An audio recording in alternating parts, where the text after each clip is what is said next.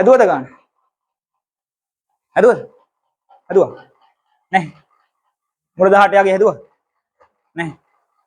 හැදුවා. හැදුවා. නැහැ. හැදුවා. හැදුවා. 18 හැදුවා. රයිට් කොහොමද කරන්නේ අපි? මේකට අඩු පූර්ණ වර්ගයයි වැඩි පූර්ණ වර්ගයයි දෙපැත්තෙන් ලියා ගන්න. 18ට අඩු පූර්ණ වර්ගය කවුද? 16. ඒකේ මූලය 4යි. හරියට මූලය දාන්න ගන්න. 18ට වැඩි පූර්ණ වර්ගය 25.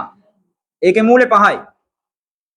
එහෙනම් 18 මූලය ඇවිල්ලා 4යි 5යි මැද ගාණක් කියන්නේ 4යි දශම ගාණක්. කීයා හරි. 4යි දශම ගාණක්. මේ විදිහට හිතන්න තියෙන්නේ අපිට. ඊට පස්සේ බලමු අපි කාටද වඩා ළඟ කියලා. මෙයාට තියෙන්නේ දෙකක් දුර පරතරය. මෙයාට පරතරය ඇවිල්ලා 7යි.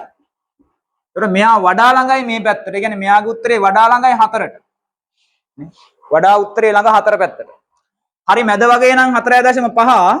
එහෙනම් 4.5ට වඩා අඩුයි. මේ පැත්තට ළඟයිනේ. 4.5ට වඩා අඩු ගාණක්. හරි? එහෙනම් අපි 4.5ට වඩා අඩු ගණන් එකක් දෙකක් දාලා බලමු උත්තරේ ගැලපෙන එක හොයාගන්න. අපි දුන්නේ ගොඩක් ළඟයිනේ අර හෙටනේ. 2යි 7යිනේ. මම 4.2කින් විතර පටන් ගන්නවා. 4.2 ගුණ කරලා බලමු. නේ? දෙවරක් 2 4යි. දෙවරක් 4 8යි. 4 වරක් 2 8යි. 4 වරක් 4 16යි. 4යි 16න් 6 එකක් ඉතුරුයි 7යි 1යි. දශම ස්ථාන 2යි.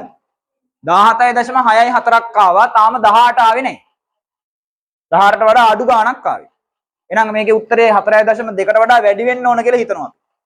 හරිනේ? දාලා බලමු කියන 4.3 නේ? 4.3 දාලා බලමු. 3 වරක් 3 9යි. 3 වරක් 4 12යි.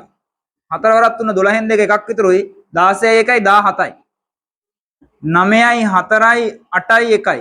දශම ස්ථාන 2යි. ආව 18.4යි 9ක්. ඒක 18ට වඩා වැඩි. අපිට අඩු උත්තරේ තියෙනවා වැඩි උත්තරේ තියෙනවා. දැන් වඩා හොඳ එක්කෙනා හොයාගන්න. හරි? මෙයා 100 වුණොත්නේ 18 වෙන්නේ. මෙයාට 100 වෙන්න කීයක් අඩුද? 6ක් දැම්මම 70යි කියන්නේ 36ක් ඕන. මෙයා වැඩි කොච්චරද? 49ක්. දැන් 36ක් අඩු එක්කෙනාද 49ක් වැඩි එක්කෙනාද හොඳ? වඩා ළඟ එක්කෙනා මෙයානේ නේ. එහෙනම් අපි කියනවා 18 වර්ගමූලය සමානයි